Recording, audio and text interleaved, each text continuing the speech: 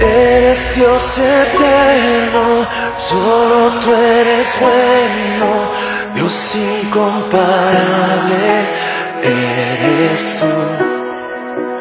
Nunca me separaré de tu gran amor, eres mi Señor, mi Salvador.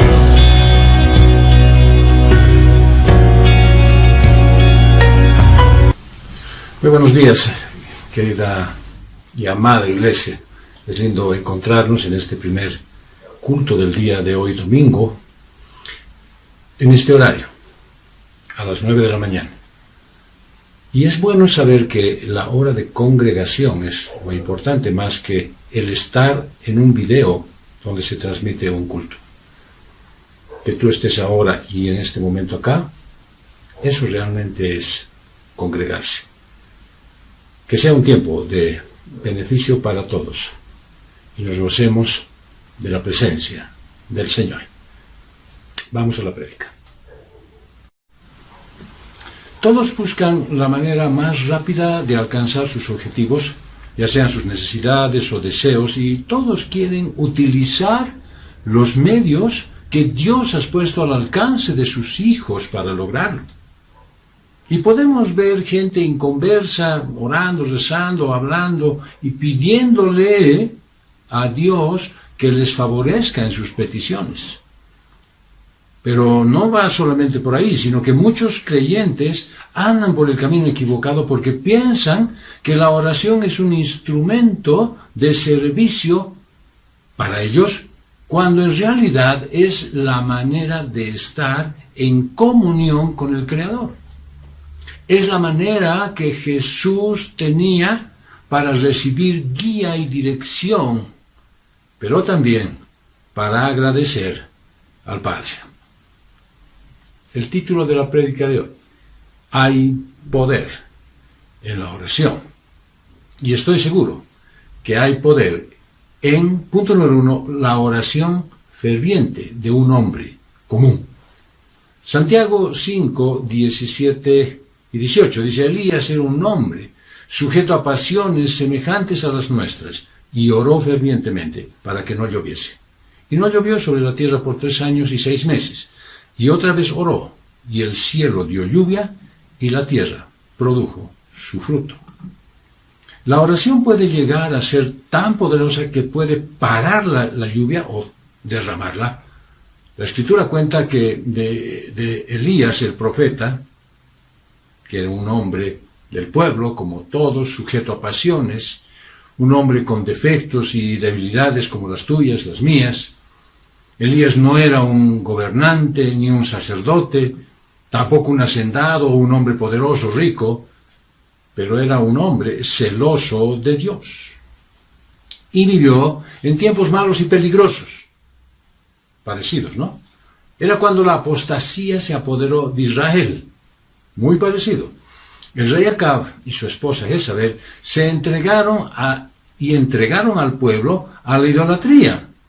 Muy parecido. Y construyeron un templo para Baal y una imagen de Asera. Solo faltaría eso. Los paganos creían que Baal era el dios de la fertilidad y que tenía poder para hacer que llueva. Asera era la madre de los dioses y diosa de la fecundidad, y también tenía que ver con las buenas cosechas y la lluvia.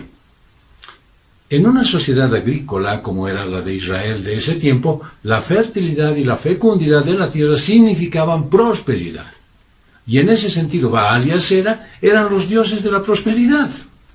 Y el pueblo de Israel se alejó tanto de Dios que daban gloria de las bendiciones que recibía a dioses paganos como Baal y Asera, que eran estatuas sin vida, que tenían orejas y no escuchaban, que tenían boca, pero no hablaban, falsos dioses sin vida, pedazos de tronco, piedra o metal, tan basura como algunos ídolos de nuestros días. Y la nación de Israel abandonó al verdadero Dios, y las palabras de los profetas de Dios no tenían poder sobre ellos. ¿Por qué? Porque endurecieron sus corazones y sus mentes estaban bloqueadas a la verdad. Pues era necesario algo más que palabras. Debían ver evidencias reales. Y Elías, el profeta de Dios, un hombre escogido para una obra especial, oró y rogó por la nación y pidió, escuchen bien, al Señor que cerrara las puertas de la bendición sobre este pueblo. ¿Cómo? Le pidió que dejara de tener bendiciones. ¿Para qué? Para hacerle volver sobre los caminos del Señor. Hay una oración muy parecida en 2 de Crónicas 6, 39, 40. Entonces escucha tú su oración y sus súplicas desde los cielos, el lugar de tu morada, y ampara su causa y perdona a tu pueblo que ha pecado contra ti. Ahora pues, oh Dios mío, te ruego que tus ojos estén abiertos y tus oídos atentos a la oración que se eleva en este lugar. Cuando hay pecado y perdición y el pueblo se aleja de Dios, es necesario orar por el pueblo. Pero esa oración no debe ser para pedir prosperidad económica o salud para la nación. No. Entonces, debes orar por arrepentimiento. Eso es lo que más necesita Bolivia. En los días del profeta Elías, un profeta de Dios, los profetas de Baal oraban y anunciaban prosperidad, lluvia abundante y sanidad sobre la nación. Pero el profeta de Dios oraba por todo lo contrario. Él estaba pidiendo que el Señor trajera ruina sobre la nación, y rogó y oró con mucho fervor para que no lloviera sobre Israel. Y el profeta fue odiado por su mensaje. El rey y la reina lo querían matar y tuvo que huir y esconderse. El fiel profeta del Señor tuvo que andar errante, mal vestido, mal comido, sucio, temiendo por su vida. La Escritura dice que Elías rogó que no lloviera y Dios mostró su poder a través de esa oración. Y no llovió. Y hubo sequía. Y hubo ruina por 3 años. ¿Qué oración más eficaz? Elías era un hombre de mucha oración. Y cuando una persona ora mucho, el Espíritu del Señor lo guía a orar. Dios, en su soberanía, quería traer pobreza a este pueblo, necesidad, ansias, para que despertara. Y Dios Todopoderoso guió a su siervo a orar para que no lloviera. Y por 3 años no llovió, en respuesta a la oración ferviente de un hombre sencillo escogido por Dios. ¿Cuánto tiempo necesitará este pueblo, esta nación, para darse cuenta que está haciéndolo mal? La Escritura dice que después de 3 años, el profeta convocó a Israel y en ese momento desafió a los profetas de Baal a demostrar, ¿no es cierto?, si ese es su Dios de piedra, los escuchaba. Y además de escucharlos, a ver si les contestaba sus oraciones. El Señor guió a su profeta a humillar delante de todo Israel a los profetas de Baal. Tuvo que estar presente el pueblo y ver con sus propios ojos que verdaderamente esas cosas que ellos estaban haciendo, primero, adorar, haber abandonado al Señor y haber adorado a imágenes, pues era el error más grande que habían cometido en toda su vida. Porque era absurdo que pidieran a una estatua que hiciera algo. Después de humillar a Baal, a sus profetas, y al culto a esas estatuas, el Señor mandó profanar la religión baálica. Y entonces, ¿qué sucedió? Que todos los profetas fueron muertos. Y entonces sí. En ese momento el Señor envió una lluvia torrencial. Nadie ya podría decir que esta lluvia era enviada por Baal. No tenía nadie que pidiera por él. Solo era el Dios verdadero, el creador de los cielos y la tierra. Solo Él debía ser adorado y toda la gloria debía ser para Él. El Señor nos advierte en 2 de Crónicas 7, del 13 al 16. Si yo cierro los cielos para que no haya lluvia, o si mando la langosta para devorar la tierra, o si pestilencia entre mi pueblo, y se humilla mi pueblo sobre el cual es invocado mi nombre, y oran, y buscan mi rostro, y se convierten de sus malos caminos, entonces yo oiré desde los cielos, y perdonaré sus pecados, y sanaré su tierra. Y mis ojos estarán abiertos, y mis oídos atentos a la oración de este lugar, porque ahora he escogido y santificado esta casa para que mi nombre esté en ella para siempre, y mis ojos y mi corazón estén allí todos los días. A veces me pregunto si las catástrofes que se ven sobre el país no son el resultado de las oraciones del pueblo de Dios pidiendo arrepentimiento sobre la nación. Bolivia necesita arrepentirse. La mayor necesidad del país no es un mejor gobierno, no son leyes más duras, ni tampoco es prosperidad ni justicia. El país necesita arrepentirse. Vean ustedes cómo el miércoles pasado han instituido nuevamente las alacitas. Necesitaban ver a su Dios. Necesitaban urgentemente tocarlo. Y lo hicieron reflotar 2 o 3 meses después. Porque era necesario para este pueblo idólatra. Y mucha gente quedó tranquila. Porque apareció nuevamente su Dios de la abundancia.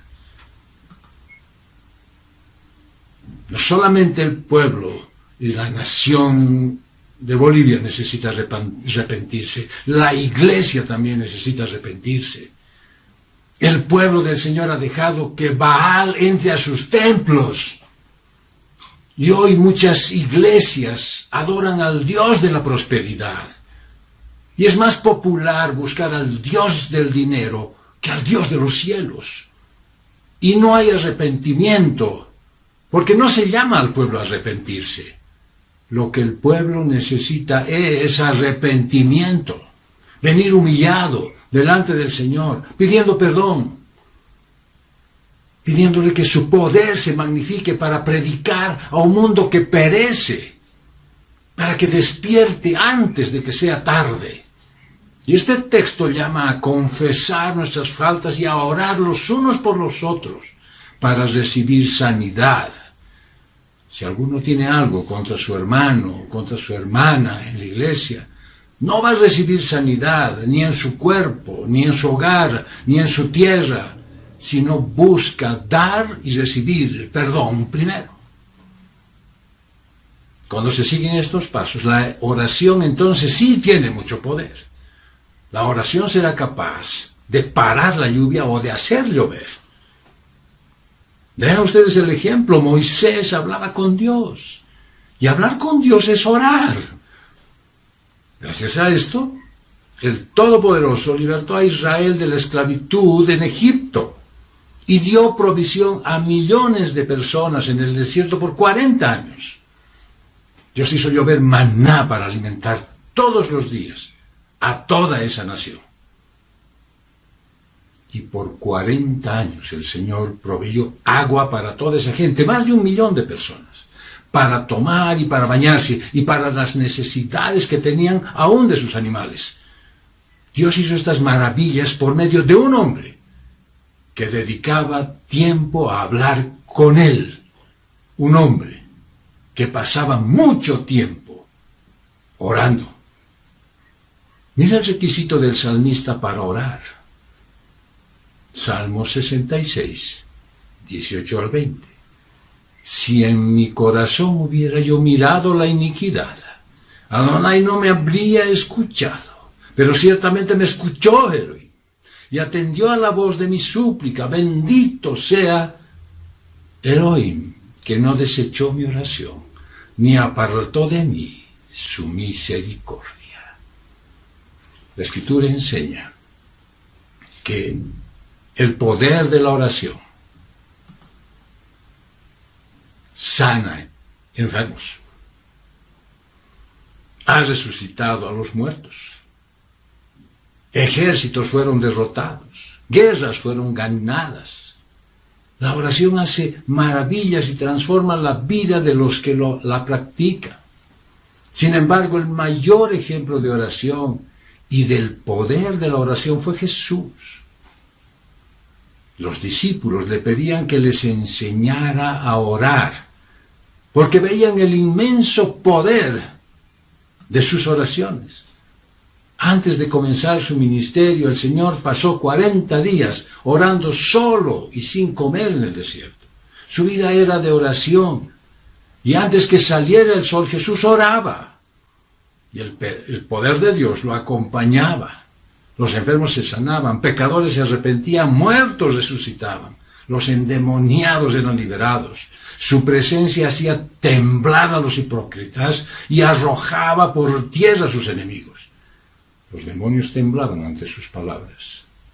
Y cuando estuvo crucificado, aún allí seguía orando y decía: Padre, perdónalos, porque no saben lo que hacen. Y también decía: Padre, en tus manos encomiendo mi espíritu. Por eso es que la Escritura dice de Jesús, en Lucas 5, 15 al 16, pero su fama se extendía más y más, y se reunía mucha gente para oírle, y para que les sanase de sus enfermedades. Mas él se apartaba a lugares desiertos y oraba.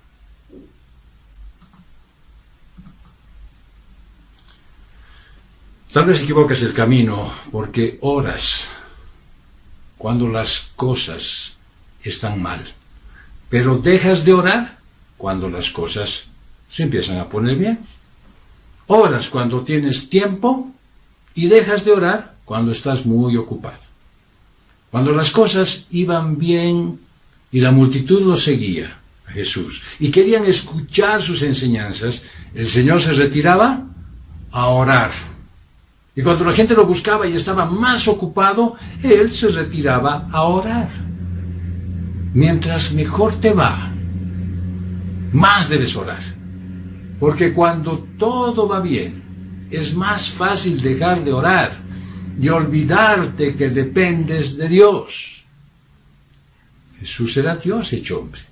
Era perfecto, nunca cometió pecado y tenía una naturaleza santa. Él era el Hijo de Dios. Dios Padre había hecho maravillas por su intermedio y tenía muchas más razones que tú para olvidarse de orar. Pero oraba sin cesar y tenía lugares apartados para orar. Hay mucho poder en la oración y deberías aprovechar ese poder. Ese poder transforma primero tu corazón. Esa es la gran magnitud del poder de la oración, que primero te transforma a ti y te pone en armonía con la voluntad de Dios. Mira que la iglesia cristiana del primer siglo era muy pequeña, pero incendió al mundo con el fuego del Evangelio. Y lo hizo porque oraba mucho. Todos los apóstoles oraban mucho y se escribió que Pablo era un adicto a la oración. Filipenses 1, 4 y 5, siempre, en toda oración mía, haciendo súplicas con gozo por todos vosotros a causa de vuestra participación en el Evangelio desde el primer día hasta ahora. A través de la historia, muchos hombres fueron usados para grandes cosas y todos fueron hombres de mucha oración. Lo refleja Mateo 21, 12 y 13. Y Jesús entró en el templo y echó a todos los que vendían y compraban en el templo, y volcó las mesas de los cambistas y los asientos de los que vendían las palomas, y les dice: está escrito, mi casa será llamada casa de oración, pero vosotros la estáis haciendo cueva de ladrones. Jesús se enojó con los que vendían en el templo y los sacó, porque hacían negocios deshonestos en su casa. Pero lo interesante es cómo llama a la casa de Dios. Él no dice que esta casa se va a llamar casa de predicaciones. Tampoco la llama, esta es una casa de estudios bíblicos. No dice que se llama inclusive, esta es una casa de adoración. No, lo que el Señor dice es que su casa debe ser una casa de oración. Casa de oración. Hermano, quiero decirte algo. En este momento, en el que tú estás en el culto, espero y anhelo que estés en tu casa, para que en este instante tú te des cuenta que el lugar donde estás es un lugar santo, es una casa de oración. Probablemente algunos se han entristecido porque el local donde nos congregábamos ya no está. Nadie se debe entristecer. Tu casa, mi casa, es casa de oración. Entonces, según las palabras del Señor Jesús, la principal razón de una casa dedicada al Señor es para orar. Tu casa debe ser llamada casa de oración. Si en el templo no hay oración, el templo no está cumpliendo el propósito que el Señor tiene para él. Si te das cuenta, ese lugar estaba vacío durante un año. No cumplía el propósito para el cual el Señor nos había llevado ahí. El Señor quiere que sus hijos se reúnan, se congreguen en un lugar para orar. Y está escogiendo un lugar para nosotros. Y cuando estemos listos y este peligro haya pasado, pues estaremos congregados en un lugar precioso que el Señor ya ha escogido y será una casa de oración. Así es que tenga en cuenta, mi querido hermano, que donde se celebra este culto, en este momento, en este horario, es una casa de oración. Puedes decir amén. Tu casa es casa de oración.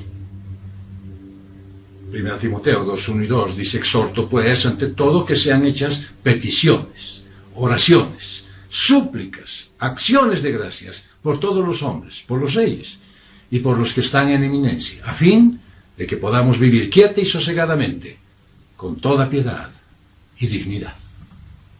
Cuando no hay oración, no hay poder. Cuando no hay poder, no hay conversiones. Y cuando no hay conversiones, no hay vida en la iglesia. Una iglesia que no ora es una iglesia muerta. Una iglesia que no ora es una iglesia dividida. Una iglesia que no ora fracasa en sus esfuerzos. Necesitamos orar más. Necesitamos guerreros, guerreras de oración. Gente que se pare en la brecha y que ore mucho. Necesitamos voluntarios de oración. Esta es una necesidad urgente de la comunidad cristiana de restauración. No un lugar para congregarse. Un equipo de oración inmenso. Una iglesia que no ora no tiene contacto con Dios y solo está jugando a la iglesita. Sé que tú oras, hermano. Sé que tú oras, hermana. Pero necesitamos más oración. Necesitamos mucha más oración. El día que la iglesia cristiana pase más tiempo en oración, se producirá un reavivamiento que va a estremecer a la tierra. Pero no estás llamado a esperar un reavivamiento. Estás llamado a empezar un reavivamiento.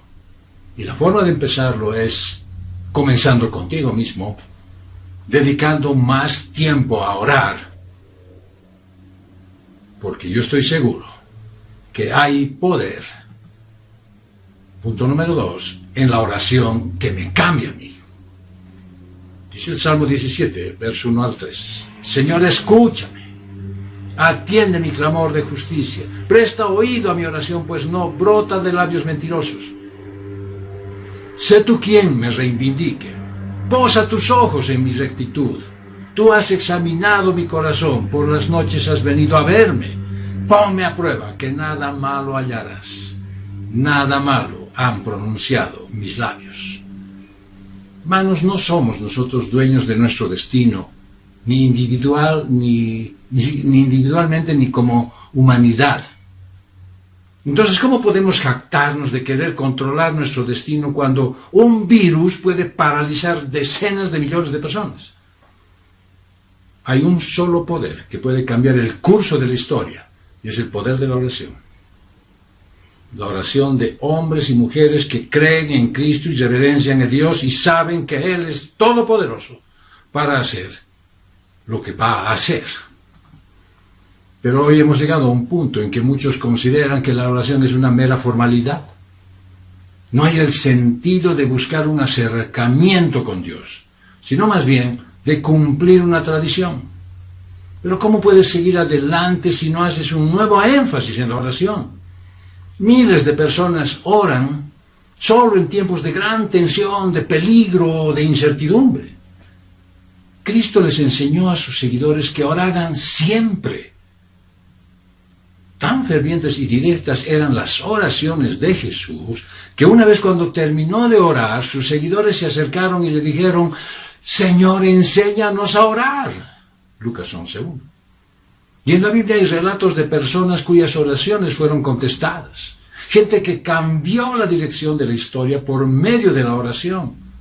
Personas que oraron fervientemente y Dios contestó. Abraham oró. Y Dios no destruyó la ciudad de Sodoma, porque vivía Lot, su sobrino, ahí. Ezequías oró cuando su ciudad era amenazada por el ejército asirio comandado por Sennacherib. Todo ese ejército enemigo fue destruido y la nación fue liberada por una generación más. ¿Por qué? Porque el rey había orado. Elías oró. Y Dios envió fuego del cielo para consumir la ofrenda del altar que él había construido en presencia de los enemigos del Señor. Eliseo oró. Y el hijo de la tsunamita resucitó de los muertos. Jesús oró frente a la tumba de Lázaro, y el que estuvo muerto 4 días salió vivo. El ladrón crucificado oró. Y Jesús le aseguró que iba a estar con él en el paraíso. Pablo oró, y nacieron iglesias en Asia Menor y en Europa. Pedro oró, y Dorcas resucitó para poder seguir sirviendo a Jesucristo varios años más. La historia ha cambiado una y otra vez a causa de la oración, y puede cambiar de nuevo si hay personas que se ponen de rodillas y oran con fe, no para mover la mano de Dios, para estar en armonía con Él. Qué cosa gloriosa sería si millones de cristianos hicieran uso del privilegio de orar. Jesucristo murió para hacer que esta relación con el Padre sea posible. Él dijo que hay gozo en el cielo cuando un pecador se aparta del pecado para buscar a Dios. Y es capaz de decir una sencilla oración: Dios, ten misericordia de mí, que soy pecador. Nadie puede decir que tiene méritos. Nadie puede decir: fíjate las buenas obras que estoy haciendo, Señor. Tenme en cuenta. Cuando los discípulos fueron a ver a Jesús y le pidieron que les enseñara a orar, el Salvador les respondió dándoles la petición modelo: el Padre Nuestro. No obstante, eso solo fue parte de su sagrada y poderosa instrucción. Hay decenas de pasajes en que Jesús da otras indicaciones y cómo Él practicaba lo que predicaba. Toda su vida fue una serie de lecciones sobre la oración constante. Solo tuvo 3 años de ministerio público, pero nunca estaba tan ocupado como para no pasar horas orando. A diferencia de él, cuán poco tiempo y con cuán poca intensidad oramos nosotros. De repente cada mañana recitas a las apuradas algunos versículos que aprendiste de memoria y te despides de Dios por el resto del día hasta que nuevamente a las corridas le envías algunas peticiones por la noche. Ese no es el programa de oración que Jesús diseñó. Él rogaba mucho tiempo en repetidas ocasiones. Está escrito que pasaba noches enteras suplicando fervorosamente. Pero qué poca perseverancia, qué poca persistencia nosotros demostramos en nuestras oraciones. La Biblia dice, oren sin cesar. 1 Tesalonicenses 5:17. Este debería ser el lema de todo seguidor de Cristo Jesús. Nunca dejes de orar, por oscuro y desesperante que parezca tu situación. Una mujer me contó que había estado orando 10 años para que su esposo se convirtiera. Pero él estaba más endurecido que nunca. Le aconsejé que siga orando. Tiempo después, su esposo se convirtió gloriosa y milagrosamente por obra del Señor. Pero ya habían pasado 11 años que ella estaba orando por él. ¿Te imaginas, amada iglesia, si ella hubiera dejado de orar a los 10 años? No es mérito mío, ni es mérito de ella la salvación de su marido. Solo es mérito del Señor. Pero es la perseverancia, la persistencia y el amor de ella el que le permitió ver lo que el Señor le había prometido. Con frecuencia nuestro Señor oraba solo, apartado de toda distracción terrenal. Yo quisiera animarte a que elijas un espacio, un cuarto, una habitación o un rincón de tu casa donde puedas encontrarte con el Señor cada momento. Una oración callada, escondida, en la que tu alma se acerque a Dios, puede ser la bendición más grande para ti. En la vida de oración de Jesús podemos ver la intensidad con que oraba.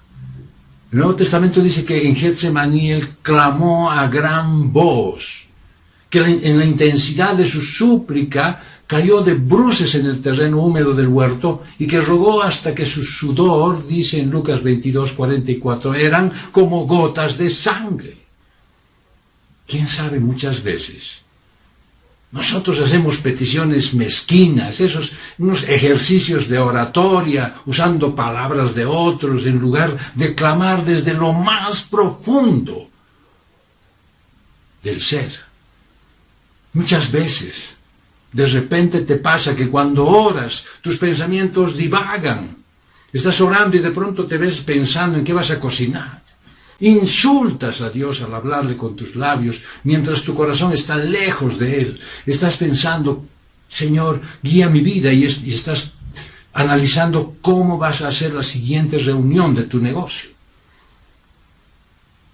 Yo quiero llevarte a suponer solo una cosa. Si estás hablando con una persona muy importante, ¿dejarías tú que tus pensamientos divaguen por un instante? No. Estás atento a todo lo que se dice. Entonces, ¿cómo nos podemos nosotros atrever a tratar con menos respeto al Rey de Reyes?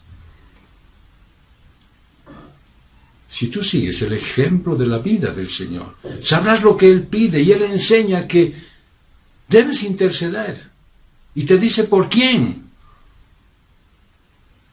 Yo realmente me admiro de cuán interesantes son las instrucciones del Señor Jesús y su ejemplo. En Mateo 5:44 dice, oren por quienes los ultrajan y los persiguen. Es orar por tus enemigos y pedir a Dios que los lleve hacia Cristo y los perdone. ¿Cuántas veces has pasado algún tiempo orando por tus enemigos? La Biblia también dice que ores por la conversión de los pecadores. Sé que hay decenas de iglesias que tienen muchas conversiones al año, pero es como respuesta a las oraciones que están en armonía con la voluntad del Señor. Si conoces a alguien que necesita a Cristo en su vida, comienza a orar por él. No busques personas especiales que a vos te agradan. El Señor te pone cerca tuyo personas por las cuales tú tienes que orar. Te va a sorprender ver cómo Dios puede obrar. Tenemos una mala práctica de buscamos y nos empecinamos. Sí, la dulcera de la puerta del colegio tiene que convertirse y voy a orar por ella. Cuando tienes de repente la vecina del frente que el Señor ha puesto en tu corazón que ores por ella y estás descuidándolo. Una lección más que Jesús enseña es la seguridad que Dios responde todas las peticiones sinceras. Los escépticos pueden cuestionar, pueden negarlo, hasta de repente burlarse. Pero Cristo hizo esta promesa en Mateo 21:22. Si ustedes creen, recibirán todo lo que pidan en oración, si ustedes creen. Debes confiar en esa promesa. Nuestro Padre es el dueño de todo. Y dice Filipenses 4:19, Él les proveerá de todo lo que necesiten, conforme a las gloriosas riquezas que tiene en Cristo Jesús. Dios puede derrotar a cada uno de tus enemigos, a esos enemigos de tu alma, y defenderte de todo peligro. Nada es imposible para Él. No hay tarea demasiado ardua, no hay problema demasiado difícil, no hay ninguna carga demasiado pesada para el amor de Dios. Él conoce completamente el futuro, con tus incertidumbres, tus miedos. Así es que acude a Él y di como Job, mas Él conoce mi camino, me probará y saldré como oro. No pongas tu voluntad por encima de su voluntad. Haz lo que Él quiere que hagas. No insistas en hacer las cosas a tu manera. No le digas a Dios lo que tiene que hacer. Más bien aprende la difícil lección de orar como oró el Hijo de Dios sin pecado. Lucas 22:44. No se cumpla mi voluntad sino la tuya. Muchos no llegan a conocer a Jesucristo como para poder orar en su nombre. La Biblia dice que el único mediador entre Dios y el hombre es Jesucristo. Debes conocerlo y orar en su nombre. Así tus oraciones serán dirigidas conforme a la voluntad de Dios. Si no sabes cómo orar, comienza ahora mismo diciendo: ten misericordia de mí, que soy pecador, Señor. Y pídele a Dios que perdone tu pecado, que transforme tu vida y te convierta en una persona nueva. Él puede hacerlo, Él es el único que puede hacerlo. Y lo puede hacer hoy mismo, como respuesta a una y humilde, sencilla oración. Porque estoy seguro que hay poder en punto número 3, la oración que llega al corazón de Dios. Santiago 4:8-10. Acercaos a Dios, y Él se acercará a vosotros.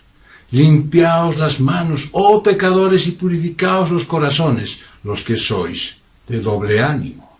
Afligíos y lamentad y llorad. Conviértase vuestra risa en lamento y vuestro regocijo en desaliento. Humillaos en la presencia del Señor y Él os exaltará. Como cristiano, solo acercándote a Dios puedes tener una relación íntima con Dios y puedes tener la guía del Espíritu Santo para hacer su voluntad. Es como dos socios. Solo pueden tener una buena relación siendo más abiertos, sinceros, que se comunican más cuando hay problemas, se comprenden y se respetan. Sin embargo, en estos tiempos acelerados, los trabajos exigentes, las relaciones complicadas y las malas tendencias sociales te atrapan y ocupan cada vez más. Las personas, los sucesos y las cosas del mundo perturban tu corazón y te impiden mantener una relación íntima con Dios. Eso te aleja más de Él. Y cuando estás en problemas, es más difícil que te calmes y te acerques a Dios. Y entonces, claro, a menudo haces cosas sin dirección o propósito correcto. Y tu espíritu está en un estado de vacío y agitación. ¿Cómo puedes tener una relación íntima con Dios? Te voy a sugerir 4 puntos para que tu relación con Dios se vuelva más estrecha. 1. Ora a Dios con un corazón honesto y déjate conmover por el Espíritu Santo y descansa en su poder. La oración es el canal a través del cual te comunicas con Dios. La oración es el medio para asimilar mejor la palabra de Dios, para buscar su voluntad y establecer una relación íntima con Él. Pero debido a que estás tan ocupado con el trabajo y las tareas domésticas, pues a menudo haces como que oras y tratas a Dios a la ligera. Bueno, solo dices unas cuantas palabras descuidadamente y cuando estás ocupado, por ejemplo, a la primera hora de la mañana yendo al trabajo o de repente ya empezando a hacer alguna otra cosa, oras apresuradamente. Dios, te encomiendo el trabajo de hoy en tus manos, te encomiendo a mis hijos, a mis padres, le encomiendo, todo en tus manos y te pido que me bendigas y me protejas. Amén. Tratas a Dios a la ligera, con palabras al azar. O empiezas a escoger un montón de historias para quererle contar a Él lo que te está pasando. Tu corazón no está tranquilo. Ni mucho menos tienes una interacción real con Dios. A veces al orar le dices algunas palabras agradables y otras que suenan vacías y jactanciosas. Pero no le dices lo que está en tu corazón. Dios no escucha esas oraciones. Y se hace difícil que el Espíritu Santo te conmueva cuando oras de esa manera. Cuando oras así, eres incapaz de sentir la presencia de Dios. Tu espíritu está como en una nebulosa y está débil. Y tu relación con Dios se vuelve cada vez más distante. El Señor Jesús dijo claramente, Dios es espíritu, y los que le adoran deben adorarle en espíritu y en verdad. Dios es el creador del cielo y la tierra. Él está a tu lado en todo momento, atento a tus palabras y a tus acciones, a tus planes y tus pensamientos.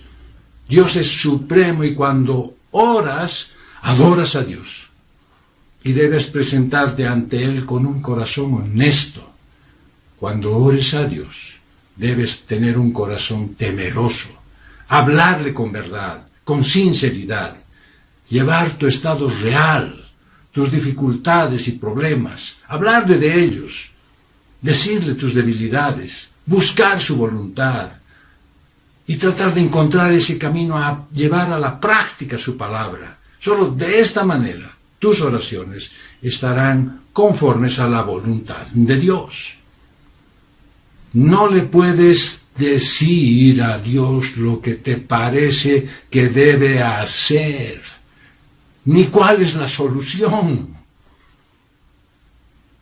Cuando te abres a Dios de esta manera, desde el fondo de tu corazón, eres conmovido. Y ves hasta qué punto te has rebelado con Dios. Y te arrepientes de verdad. Y le hablas sinceramente. En ese momento, sientes que tu relación con Dios es más íntima. Como si estuvieras cara a cara con Él. Ese es el resultado de abrir tu corazón y descansar en Dios. 2. Cuando leas la palabra de Dios, medita en tu corazón y comprenderás su verdadero significado. Todos decimos, por lo menos, sabemos que los cristianos practican la devoción espiritual y leen a diario la palabra de Dios. Decimos y creemos que es así. Pero ¿cómo puedes leer la Biblia para lograr buenos resultados y permitir que tu relación con Él se vuelva más cercana? A veces la Biblia es medio rara. La Biblia dice, las personas creen en Dios, lo aman, y le alegran cuando tocan el Espíritu de Dios con su corazón. Cuando contactan su corazón con la palabra de Dios, su espíritu las conmueve. La palabra de Dios te dice que cuando la lees, debes meditar y buscarla con el corazón. Debes obtener la iluminación del Espíritu Santo y entender su voluntad y lo que Él requiere, lo que Él demanda de ti. Solo leyendo así la palabra de Dios tendrá fruto tu esfuerzo y te acercarás más a Dios. Si lees la Biblia y solo le dedicas una mirada fugaz, sin prestarle atención, si solo te enfocas en tener información y no buscas entender el verdadero significado del mensaje de Dios, entonces da igual cuánto leas. No te vas a poder conformar a su voluntad, y mucho menos vas a ser capaz de establecer una relación íntima con Dios. Por tanto, cuando leas la palabra de Dios, debes calmar tu corazón y usarlo para reflexionar.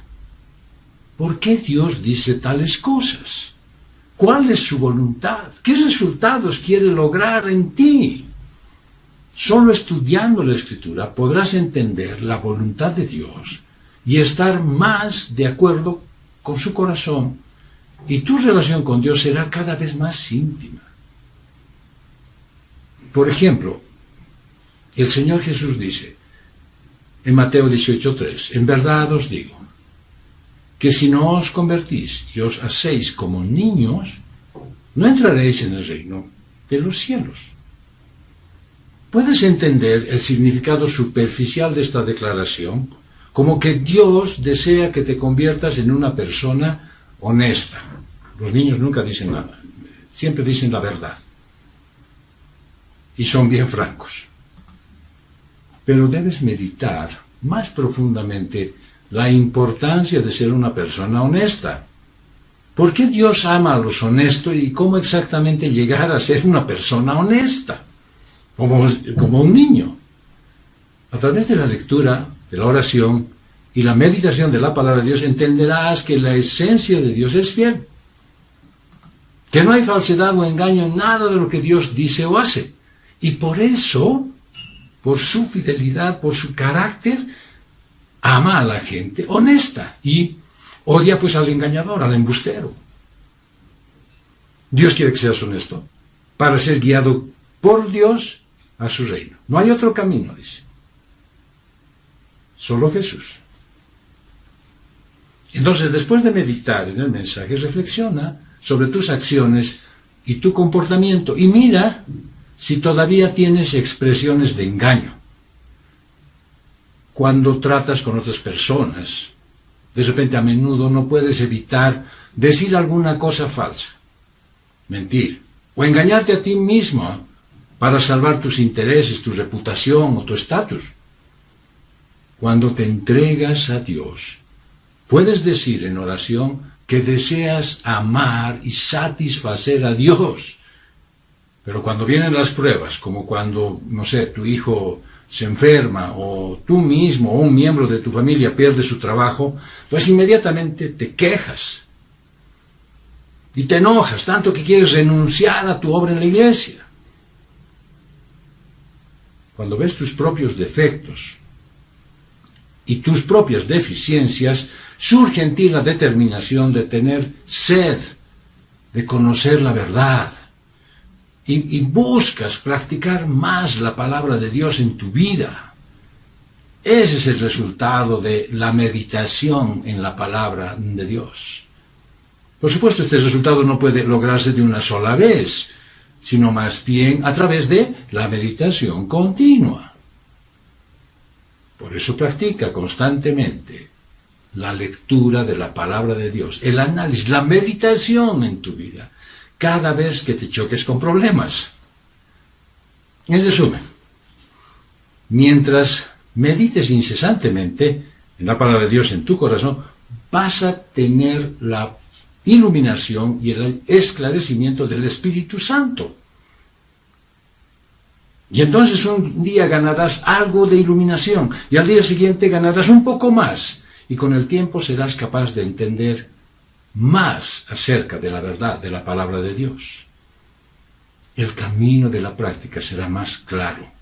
Tu vida progresará gradualmente y tu relación con Dios será cada vez más estrecha. Punto 3. Busca la verdad y practica la palabra de Dios en todas las cosas. Lo más importante para que los cristianos mantengan una relación íntima con Dios es que busquen la verdad cuando están en problemas y practiquen la palabra en su vida. Pero ya sé yo que cuando tienes problemas, a menudo te basas en tus propias experiencias para solucionarlos. Empleas medios humanos o lo haces de acuerdo con tus propios razonamientos. Rara vez te calmas delante de Dios y buscas la verdad o tratas el asunto de acuerdo con su voluntad. Y eso te hace perder muchas oportunidades de practicar la verdad. Así te alejas cada vez más de Dios. La palabra de Dios dice que independientemente de lo que estés haciendo, de lo importante que sea ese asunto, e independientemente de lo que estés cumpliendo con tu familia, de Dios, o que tu asunto sea privado, debes considerar si este asunto que estás haciendo está conforme a la voluntad de Dios y si es algo que tú debes hacer. Si buscas así la verdad en todo, eres alguien que de verdad cree en Dios. Dice Juan 8:31, si vosotros permanecéis en mi palabra, verdaderamente sois mis discípulos.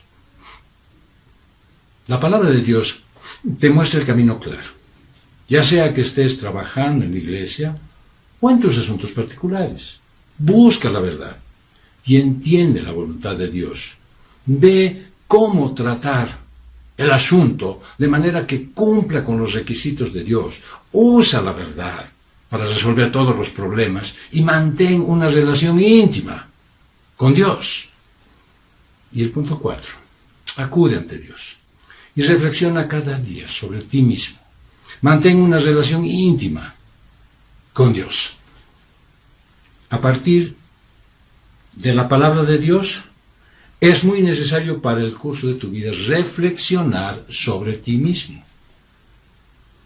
No sobre lo que tú crees que está mal, sino lo que dice la palabra de Dios que no deberías estar haciendo. Por eso Ageo 1:7 dice, considerad bien vuestros caminos. Mediante la reflexión puedes encontrar que tienes muchas deficiencias y estás muy por debajo de los criterios requeridos por Dios. La motivación para perseguir la verdad surge en ti. Y entonces decides abandonar tu carne y haces todo lo posible para practicar la palabra de Dios. Así te preocupas en estar de acuerdo con los requisitos de Dios en tu vida. Practicas la palabra de Dios y tu relación con Él se hace más íntima. Y solo teniendo un verdadero conocimiento de tus propias corrupciones y defectos, puedes tener arrepentimiento. Y entonces estarás dispuesto a perseguir la verdad y a practicar la palabra de Dios. Una autorreflexión es muy beneficiosa para tu progreso y es indispensable para acercarte a Dios. Hay muchas maneras de reflexionar sobre ti. Puedes hacerlo a la luz de la palabra de Dios, a través de los errores que cometes en tu vida diaria, o de repente que otros te señalen tus defectos y perversidades. Hasta cuando ves los errores de los que te rodean, puedes reflexionar sobre ti mismo, no sobre ellos. Tomar esos errores como una advertencia, aprender lecciones, ser beneficiado por ellos y mucho más. La autorreflexión no se limita al día o la noche. En cualquier momento, en cualquier lugar, puedes orar a Dios, reconociendo tu verdadera condición. Puedes orar a Dios en tu corazón, aun cuando estés en medio del ascensor con muchas personas, en medio del minibús. que mejor no lo tomes en este tiempo porque es de mucho peligro. Puedes reflexionar y reconocer tus propias corrupciones, puedes buscar la voluntad y los requisitos de Dios dentro de su palabra y arrepentirte a tiempo. Sin embargo, no es mala idea que antes de irte a la cama cada noche, reflexiones y resumas todo lo que hiciste ese día. Y así vas a poder tener una idea más clara de tu estado y saber qué cosas no has hecho bien. Y una vez que comiences a hacer esto y se haga un hábito, tu búsqueda será más direccional, más beneficiosa para tener una relación íntima con Dios. Amada Iglesia, estos puntos son el camino de la práctica para acercarte a Dios. Mientras los pongas en práctica, mientras los uses en tu beneficio, tu relación con Dios se volverá más íntima. Tendrás un camino seguro ante los problemas y Dios te concederá paz y gozo. Y entonces seguramente vas a sentir que Él te capacita para vivir en sus bendiciones. Así que, ¿por qué no empiezas ahora mismo? Vamos a orar. Señor Dios, Padre bendito, te damos gracias porque tú nos has dado este precioso instrumento de la oración para acercarnos a ti. Te pedimos perdón, Señor, porque no lo usamos, porque lo usamos mal para nuestros deleites, porque lo usamos de manera incorrecta, porque desconocemos lo que tú quieres, Señor, y porque de repente lo usamos esporádicamente, cada vez que nos hace falta un milagro, una respuesta tuya, o nos sentimos descontrolados. Señor, permite que tu iglesia sea una iglesia de oración, que todo el tiempo esté en armonía contigo a través de este tiempo de hablarte a ti. Que tu iglesia, Señor, disfrute del momento de orar. Y ahora, como tú nos has dicho, Señor, que si tu pueblo, aquel donde se menciona tu nombre, se arrepiente y deja sus malas acciones, tú bendecirás su casa. Y su casa será una casa de oración. Yo bendigo, Señor, porque tú ya lo has hecho. Bendigo a cada casa que en este momento, a cada lugar donde en este momento se ha desarrollado este culto. Bendigo la vida de cada uno de quienes estuvieron presentes en este culto de adoración. Bendigo, Señor, el momento en el que tú les vas a guiar y dirigir en oración para hablar contigo. Y Padre, bendigo los resultados que tú vas a dar a tu iglesia a través de una oración ferviente. Recibe, Señor, este sacrificio nuestro como algo agradable a ti, Señor. Haz que nuestras ofrendas sean el reflejo de nuestra vida de obediencia. Que las entreguemos con libertad, sabiendo que sirven para engrandecer tu obra. No para pagar un espacio físico, sino para hacer que muchos más vengan al arrepentimiento. Gracias, Dios, por este medio que nos das para desarrollar este culto. Y gracias, Dios, porque lo esperamos con fe, el momento en que nos volveremos a reunir de manera presencial y nos daremos un abrazo y un ósculo santo, porque tú así lo quieres. Esperamos en ti, en el nombre de nuestro Señor y Salvador Jesucristo. Amén. Que ojalá los estudios que se realizan durante la semana te sirvan, te ayuden, para que tú llegues al entendimiento de la verdad. Que verdadera y genuinamente nos encontremos congregados, a pesar de que todavía usemos el medio virtual. Nos congreguemos igual que en las reuniones de células, de varones, de mujeres, en un horario. Que aprendamos el orden del Señor, la disciplina de Él, y que el tiempo que tú dediques, ya sea a las 9 de la mañana o a las 11, que sea el tiempo en el que tú te quieres congregar. Porque el tiempo de adoración es todo el tiempo. Pero el tiempo de congregación en la comunidad cristiana de restauración, a partir de ahora, es a las 9 de la mañana y a las 11 de la mañana, los domingos. Yo sé que el Señor va a obrar en tu vida y va a derramar ricas bendiciones esta semana. Ya nos estamos mirando. Que Dios te bendiga.